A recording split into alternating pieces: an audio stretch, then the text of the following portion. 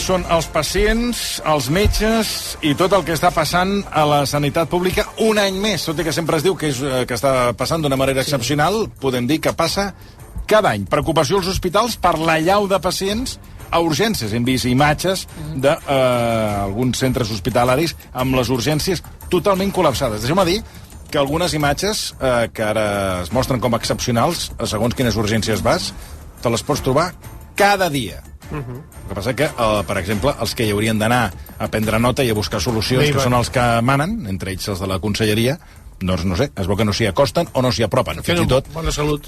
Fins i tot els que et manen diferents, per exemple, doncs, fins i tot el propi president o l'alcaldessa, doncs hauria de passar per algun d'aquests hospitals i passar-se un dia, per exemple, un dia qualsevol, 24 hores a urgència. I se n'adoraria de la magnitud de com estan les urgències, no ara, sinó cada dia. Des de fa unes setmanes els pacients s'acumulen als passadissos, triguen hores i hores, per no dir dies, a pujar a planta, i fins i tot s'han d'utilitzar algunes lliteres d'ambulàncies. Tot això ens ho explica i ens acompanya a l'estudi de RAC1 la Laia Colomer. Laia, bona tarda. Hola, bona tarda. Anem si et semblen dades, per exemple, de l'Hospital Taulí de Sabadell. Exacte, ara, Toni, deies que són imatges que durant els últims hiverns s'han repetit molt, aquestes, no?, de passadissos, amb lliteres, amb butaques plenes de malalts, tant per entrar un box com per pujar a planta. Però el que ens estan explicant des dels hospitals és que aquest hivern està sent especialment dur perquè estan notant moltes més visites a urgències, degut a diferents factors, que altres hiverns, fins i tot que abans de la pandèmia, perquè durant la pandèmia les visites a urgències, com que ens deien, hi ha molts malalts Covid, no anem a les urgències, alliberem les... No si necessari, se demanava. Doncs això, durant 2 anys hi havia hagut menys visites. El que estan notant ara és que fins i tot en tenen més que el 2019. I, per exemple, aquest matí parlava amb responsables del Parc Taulí de Sabadell que m'explicaven que els últims 3 mesos de l'any, per tant de l'octubre al desembre, han notat un 15% més de visites a urgències que el 2019. Per tant, un any similar al que estem tenint ara, per patologies respiratòries, perquè la gent més o menys té les mateixes urgències, doncs estan notant que hi va més gent que abans de la pandèmia. I què passa? Això fa que s'acumulin els malalts, que els malalts de planta no marxin, que no hi hagi llits lliures, i per tant els malalts que van entrar en urgències, el Parc Taulí em deia que unes 400 entrades al dia tenen a urgències a Sabadell, doncs fa que no tinguin llits lliures a planta per pujar als d'urgències. Sí, perquè 400 altes al dia suposo que no les donen. Exacte, però sí que tenen 400 entrades a urgències. I de fet parlava amb un metge internista del Parc Taulí i delegat de Metges de Catalunya, l'Àlex Mayer, que m'explicava doncs, que hi ha pacients, com dèiem, que poden trigar fins i tot dies a pujar a planta. I això fa que el col·lapse a la urgència per la manca de llits d'hospitalització doncs sigui bastant especial i bastant forta en aquest any. Estem parlant de situacions doncs, que hi ha pacients que poden passar 4, 5, 6 dies esperant a urgències un llit. I és una situació que no només denuncien els treballadors, sinó que la directora assistencial de l'hospital, la doctora Rocío Cebrián, també em reconeixia aquest matí doncs, que això està passant i que, evidentment, no estan més dies del que els agradaria doncs, que un pacient hagués d'estar a urgències per poder pujar a planta. És freqüent que ens passi, perquè ja dic que la pressió que estem tenint és molt alta i la tipologia de pacient que està venint és de llarga estada, però la majoria de pacients estan ingressant en el temps que toca, però sí que hi ha un volum de pacients que té una demora superior a la que nosaltres voldríem.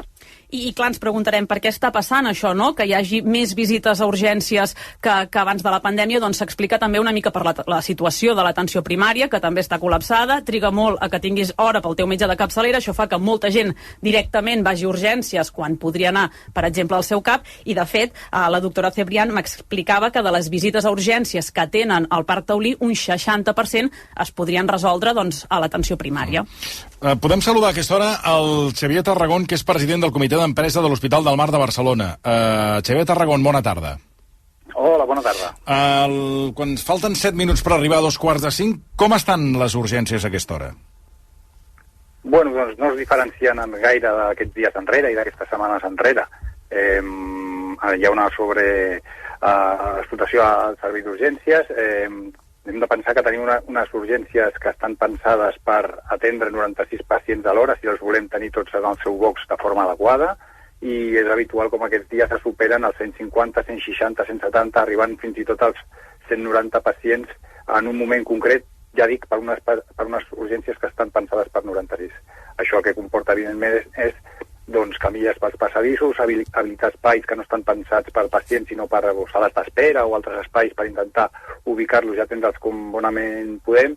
I com bé dèieu, és habitual algun dia a la setmana trobar-se alguna estona en el que les ambulàncies no poden deixar pacients degut a que ja no queden camilles i es veuen retingudes aquesta setmana sense anar més lluny, durant 1 hora i mitja, 2, hi ha hagut 3-4 ambulàncies retingudes fins que s'han pogut donar alguna alta des d'urgències o enviar el pacient a la unitat d'hospitalització que li pertoca. La veritat és una situació greu, tant per als professionals, pels treballadors i treballadores, com, evidentment, per als usuaris. Els estàndards de qualitat diuen que un malalt no hauria de superar les 24 hores a urgències per passar a planta. Ara mateix, per exemple, a l'Hospital del Mar, quina és la mitjana amb aquesta entrada brutal de pacients diaris? Sí, bueno, és habitual que es superin aquestes 24 hores. Això ja és un problema crònic de fa una pila de temps. O sigui, sí, no és d'ara. No és d'ara, vull dir, això és des de les retallades del 2010 on es van retallar llits, és quan va començar a habilitar-se de forma ja molt forta l'atenció primària, ja era habitual trobar-se pacients més de 24 hores de forma recurrent, no?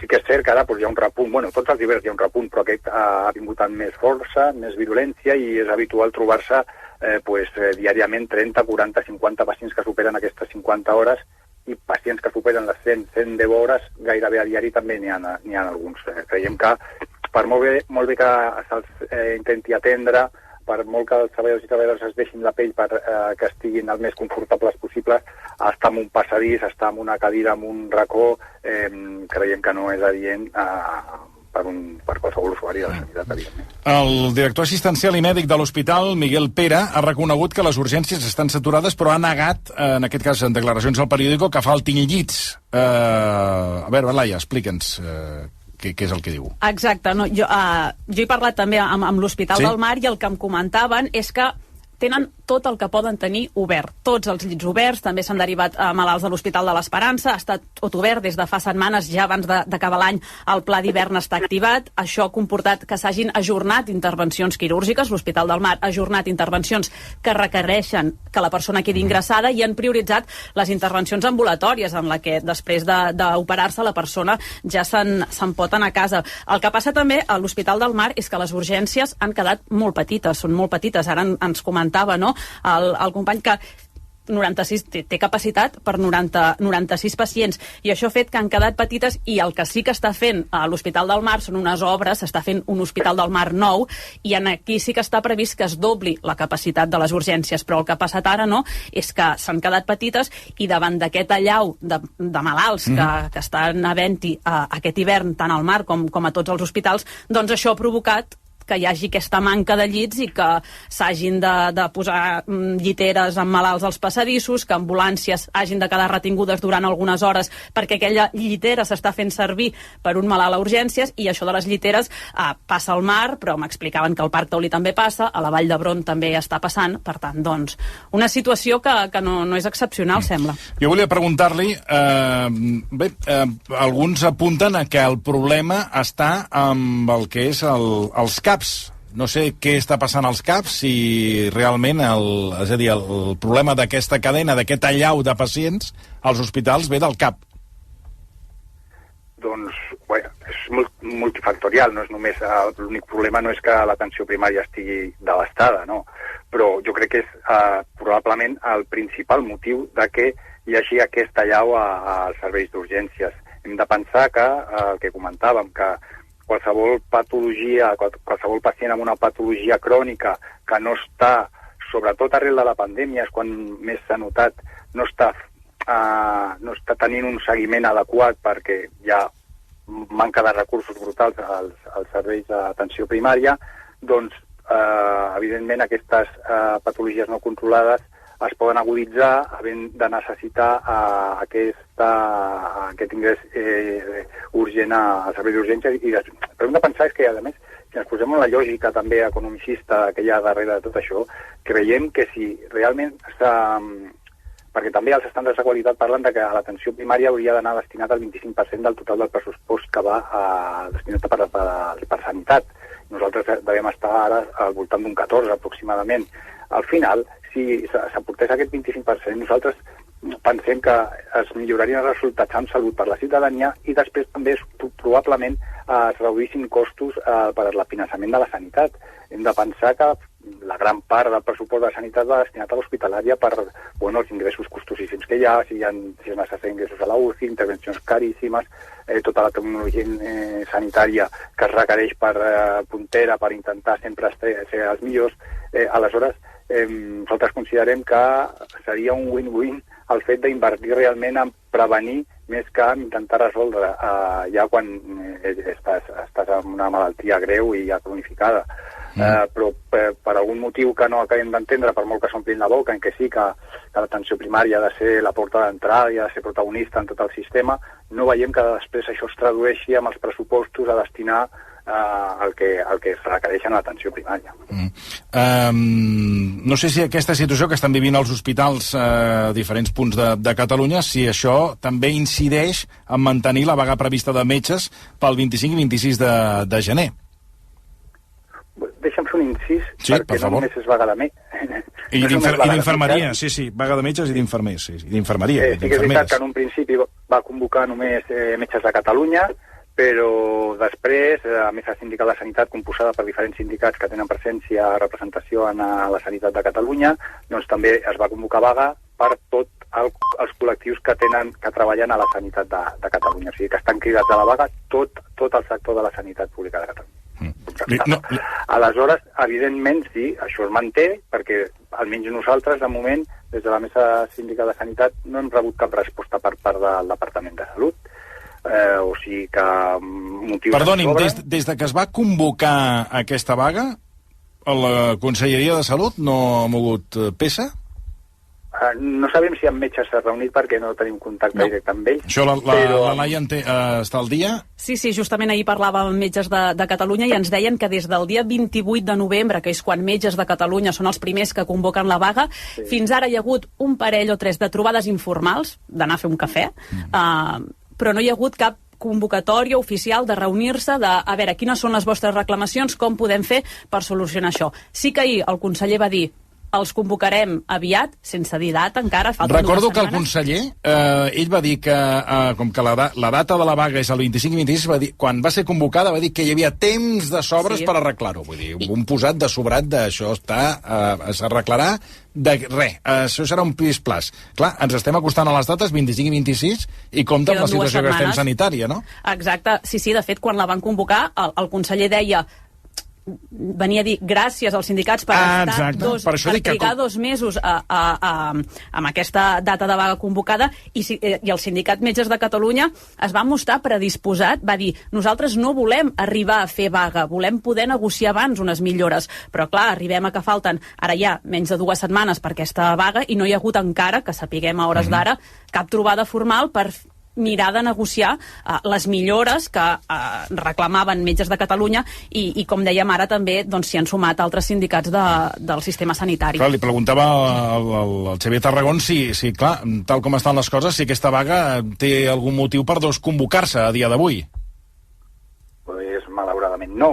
Hem de dir que predisposició i voluntat de seure i xerrar i intentar buscar solucions previs a la vaga, totes, però ja et dic que de moment no hem rebut cap resposta per part de la Conselleria, seguim esperant, però la veritat és que som una mica escèptics i falta 13 dies per a la primera jornada de vaga, doncs, esperem que ens cridin, que podem seure, que podem buscar solucions, però, la veritat és que no som gaire optimistes.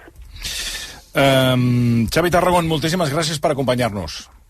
Gràcies a vosaltres. Sort i encert, gràcies. President del Comitè d'Empresa de l'Hospital del Mar de Barcelona. Aquí hi ha un fet que és un misteri, dic perquè els que som usuaris de la sanitat pública, que és què ha passat amb els CAPs què ha passat després de la pandèmia. Aquí s'ha creat un misteri que jo no he acabat d'aclarir, perquè ningú t'acaba d'explicar exactament què és el que ha passat.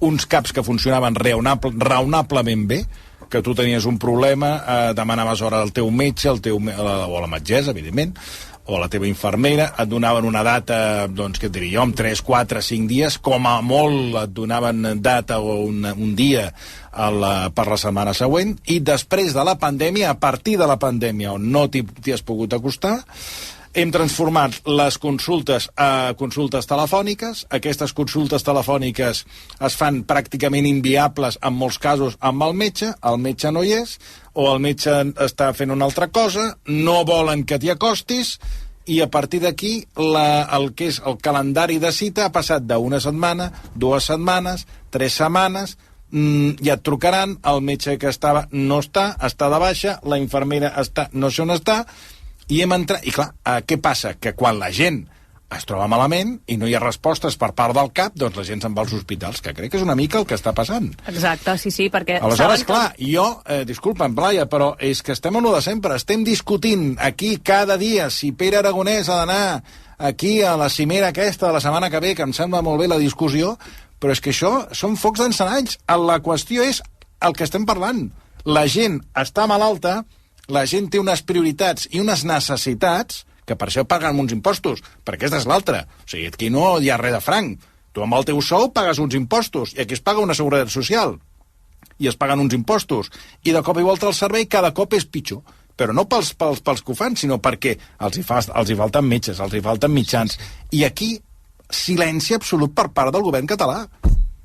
Silenci absolut. Estem discutint, doncs això, si Marta Rovira torna, si l'altre ve per aquí, si ara rebaixem la sedició... Bueno, però aquesta qüestió de la sanitat, que és fonamental en un país, de qui en parla? És que no en parla ningú. Mira, i ara que parles dels CAPs, Toni, ens escriu la CAPs Mònica... És al·lucinant. Jo sempre... I vas allà, i jo he anat al CAP, i arribes, i al metge, i no hi ha ningú al CAP. O sigui, no hi ha ningú, vull dir, vas a la tarda i és un desert. I llavors, no, és que tot és telefònic, vostè ha de trucar, vostè ha de demanar... Que costa vostè, molt. no, truqui, no sé què. I a part, jo tinc 55 anys. Digue'ls a les persones grans, que són les que demanden més necessitats dels CAPs, digue'ls que es dediquin a trucar i que estiguin tot el dia penjats del telèfon i enviar e-mails i trucar...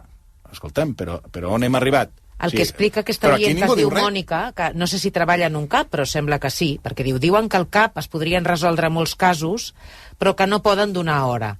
I què passa amb la gent, diu ella... Per què no poden donar hora? I què passa amb la gent que demana hora i no es presenten? La setmana passada 4 persones no es van presentar. Això s'hauria de poder penalitzar d'alguna manera. És un altre problema, Però és que aquest argument no em serveix.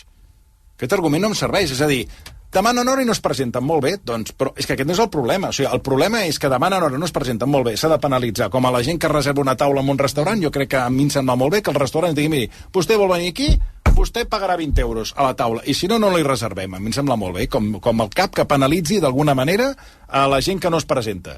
Però això no té res a veure amb que avui en dia, de segons quins CAPs, no parlo de tots, però molts, és que és un misteri. Bueno, què passa aquí?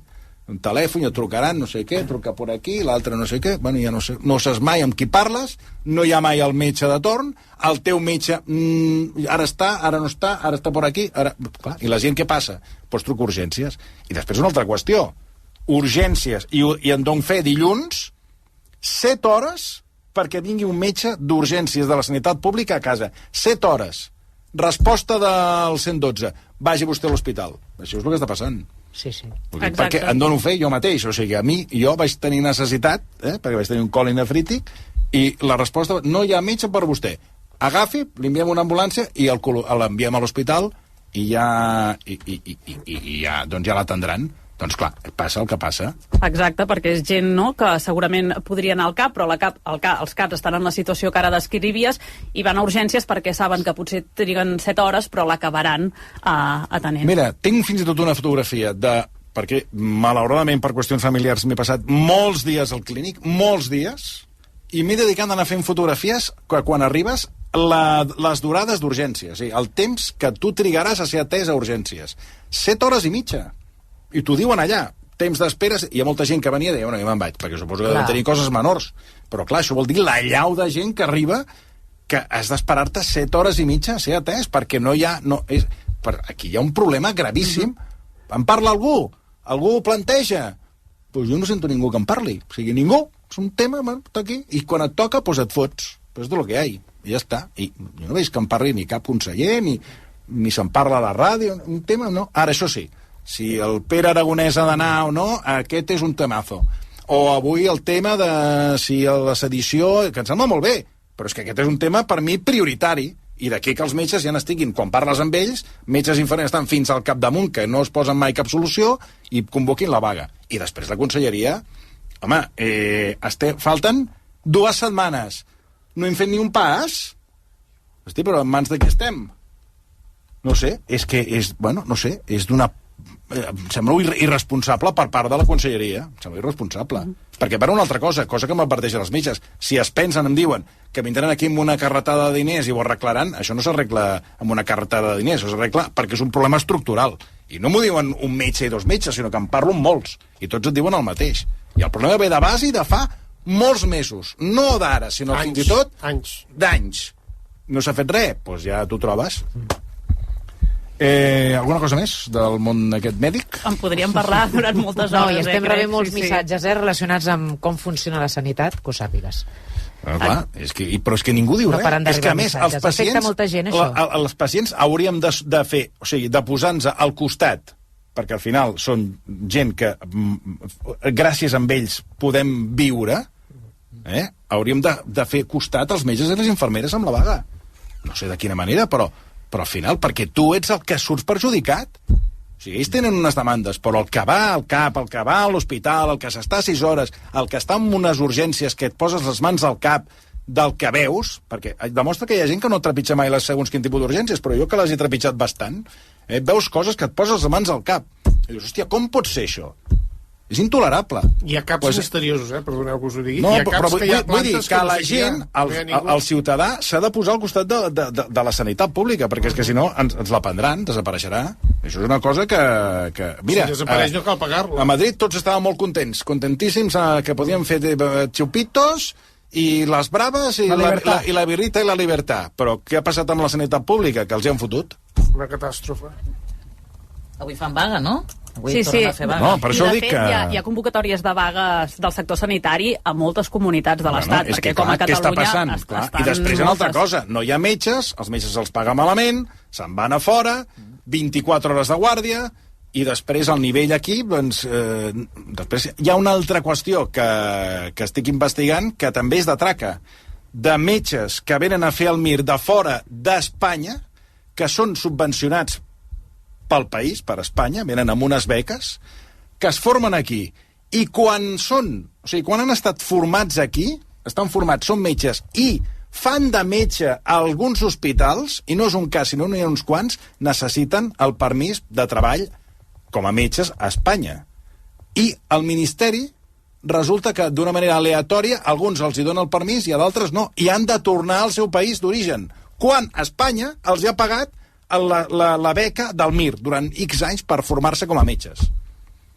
I aleshores... I per què alguns els hi donen i altres no? Perquè el Ministeri d'Interior té un criteri, aleatori. I aleshores, una de les sortides que tenen és fer-se d'assistenta de treball de casa. Es contracta laboral de casa. I feta aquesta trampa, aleshores es contracten com a metges. I d'això ja en parlarem un dia, però és també al·lucinant. O sigui, després hem d'anar a buscar metges fora, quan els tens aquí els formes tu, i quan necessiten el permís de treball els fots fora. Hòstia, de traca i mocador, tu. I els metges d'aquí que es formen aquí? Però és el que li dic. No, però no els que venen de fora. No, però que aquests venen... Al MIR poden venir de tota Europa, de Sud-amèrica, d'on vulguis. Venen aquí, es formen. És un dels llocs on es formen millor els metges. Fan la carrera, i quan els tens formats, segons quins metges, de segons quins països, no els hi dones el contracte de treball i han de marxar. I han de tornar a casa seva, perquè si no els expulsen. I després te'n vas a altres països a buscar metges. Exacte, i llavors tens els metges, no?, que han estudiat medicina aquí, que han fet el MIR aquí, i que això ho estan denunciant bastant els sindicats i marxen a treballar a fora, perquè doncs, les condicions salarials en aquest sentit són millors. O marxen al seu país perquè no poden estar aquí perquè no tenen el permís de treball i han de marxar perquè això són expulsats. És que clar, i tot això, algun parla? Se'n parla a algun lloc? No en parla ningú. bueno, molt bé. Mira. Pues així ens estem. Bueno, avui, Laia, m'he escalfat una mica, però és que he tocat molt hospital aquests darrers mesos, molt per diferents qüestions. I t'han atipat. I quan que parlo molt amb els metges, parlo molt amb les infermeres i els hi pregunto molt, me n'adono que hi ha molta gent que no els hi pregunta res, sobretot els que manen. I com que no pregunten res i tots són uns tècnics i agafen un Excel i apliquen l'Excel, doncs així ens va. Anar aplicant l'Excel, doncs la gent, els Excels els apliques ara a urgències amb nou... Estigua't, per cert, això que veiem tan fàcil, estigua't 48 hores o posen 72 a urgències tiradet amb un box, amb una camilla. Estira't allà, posa't allà. Que algú s'hi posi, que s'hi estigui 2-3 dies allà estiradet a box, que són unes camilles que no et pots ni moure. I que has de sortir un per un, o sigui, que pràcticament el teu familiar, ara perquè el pots veure, a l'època del Covid ni això, estigua't allà 3 o 4 dies, ja veuràs si hi ha diferència entre això o un llit en una habitació. Estigua't allà, però clar, com que alguns que manen es veu que, no sé, deuen anar a la privada, perquè clar, és que si no ho entenc. Jo no ho entenc. En fi, ho deixarem aquí, perquè crec que ja he buidat el pap, però algú ho ha de dir, perquè és que jo, bueno, no sé, és que jo al·lucino. I crec que amb les properes 2 setmanes, amb tot el tema de la vaga, ens sentirem a parlar dels metges, perquè dubto molt, tal com estan les coses, que s'aconsegueixi arribar a un acord per... Tot el dia vivim d'allò que se'n diu de fum, del fum. Distraiem el personal amb tonteries. El tema important és aquest. I punt, i s'ha acabat. Aquest és un dels temes importants, com d'altres. Que, per cert, en aquest govern de la Generalitat actual no hi ha ni un conseller que plegui, I n'hi ha alguns que deixen molt que desitjar, per no parlar d'educació, o el d'interior. Però bé, aquí no plega ningú. Potser hauré de plegar jo, que em fotran fora. No ho sé.